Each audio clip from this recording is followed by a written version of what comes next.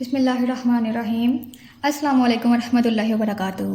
उम्मीद करती हूँ आप सब खैरियत से होंगे।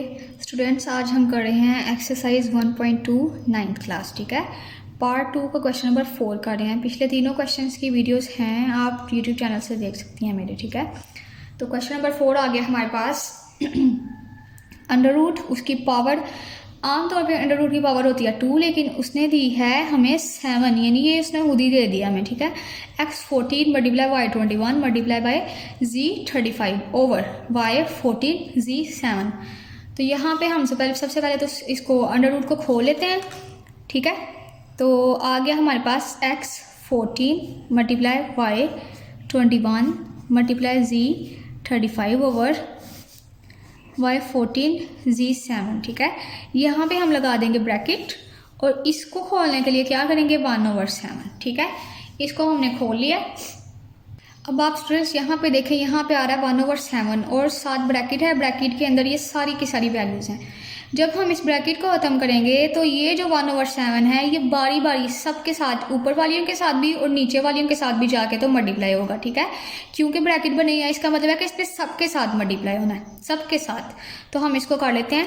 ये देखें, x पावर आ गई 14, तो ये इसके साथ भी 1/7 होगा मल्टीप्लाई। ठीक है, फिर मल्टीप्लाई का साइन वैसे का वैसे, फिर आ गया y की पावर 21, फिर इसके साथ भी मल्टीप्लाई होगा 1/7, फिर मल्टीप्लाई का साइन वैसे का वैसे z35 और इसके साथ भी 1/7 मल्टीप्लाई होगा। ठीक है, ओवर का साइन वैसे का वैसे, बटे का साइन। ठीक है, y/14 इसके साथ भी मल्टीप्लाई होगा 1/7, नीचे वालियों के साथ भी मल्टीप्लाई होगा, ऊपर भी मैंने आपको बताया। ठीक है, z7 इसके साथ भी 1/7 मल्टीप्लाई होगा।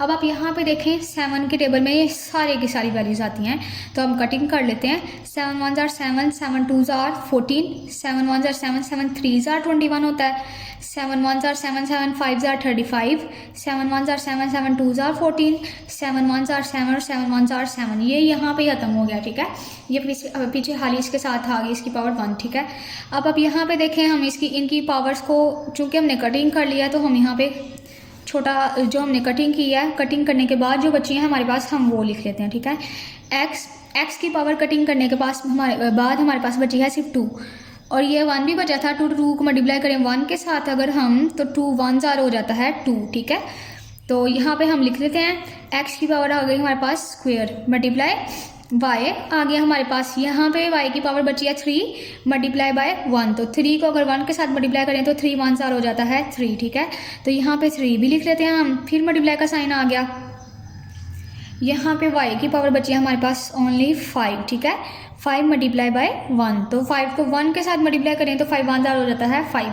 यहाँ पे आप सोच रहे होंगे कि नीचे भी 1 बचा है, तो ये जो 1 नीचे होता है उसकी कोई खास वैल्यू नहीं होती, उसको लिखें या ना लिखें कोई फ़र्क नहीं पड़ता। लेकिन अगर ऊपर हो तो फिर उसको हमने सॉल्व करना होता है। ठीक है, तो 5 1 जार 5, तो z की पावर आ गई है 5।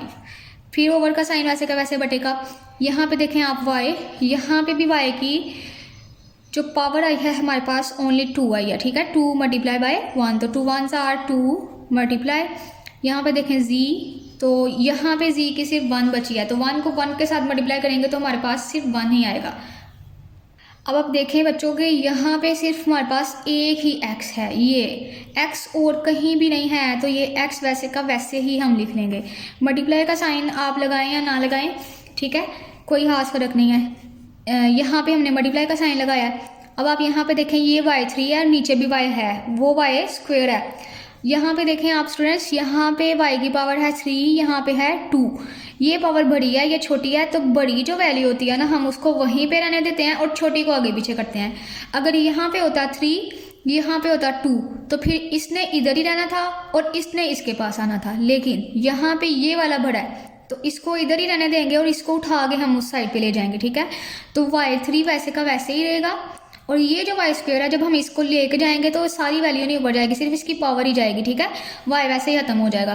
तो 2 की पावर हम जब y स्क्वायर ऊपर लेके जाएंगे तो ये -2 हो जाएगा। ठीक है, यहाँ पे ये प्लस है, जब हम इसको उठा के ऊपर वाली साइड पे लेके जाएंगे तो ये -2 हो जाएगा। मल्टीप्लाई का साइन वैसे का वैसे, यहाँ पे भी देखें आप, तो z की पावर है 5। ठीक है, और यहाँ पे भी z आ रहा है, z की पावर है इधर 1, तो यहाँ पे स्टूडेंट्स आप देखें, यहाँ पे 5 है, 5 बड़ा होता है, 1 छोटा होता है, तो इसको उठा के हम ऊपर लेके जाएंगे, ये वाला 5 वहाँ का वहाँ ही रहेगा, ठीक है। तो z5 वैसे का वैसे लिख लेते हैं। यहाँ पे ये जो z की पावर 1 है, हम अभी इसको ऊपर लेके जाएंगे तो खाली बस पावर ही लिखी जाती है, साथ z नहीं लिखा जाता, ठीक है। तो खाली पावर ही लिखेंगे, चूँकि इसके साथ प्लस है तो जब ऊपर जाएगा तो ये हो जाएगा माइनस, ठीक है।